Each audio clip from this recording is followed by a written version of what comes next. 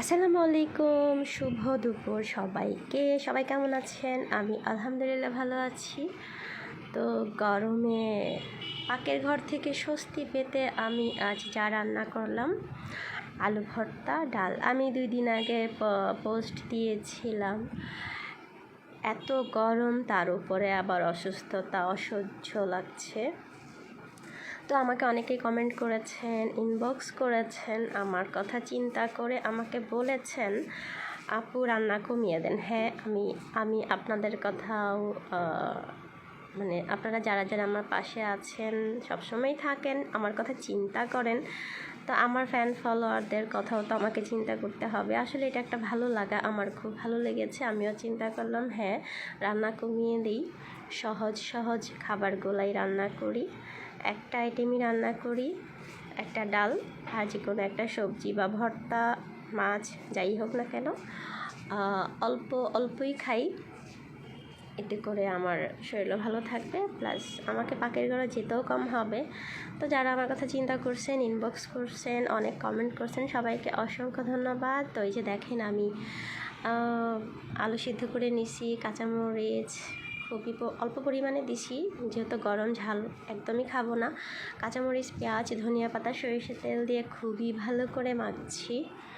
আলু ভর্তা সবাই করতে পারেন আমি জানি, তাও আমি বকবক করে বলছি, সহ্য করে নেবেন আমার বকবকগুলা। যাই হোক, মজা ছিল। অবশ্যই আপনারা সবাই আমাকে ভালোবাসেন, আমি জানি।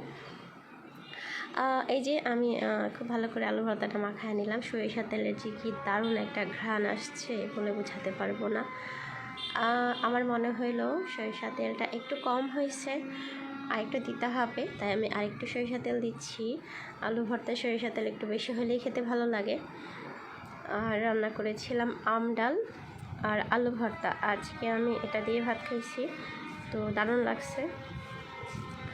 যারা আমাকে অনেক ভালোবাসেন, আমার কথা চিন্তা করেন, সবাইকে অসংখ্য ধন্যবাদ। যারা যারা আমার কমেন্ট করছেন বা ইনবক্স করছেন, আপু গরমে পাকের ঘরে কম যাবেন।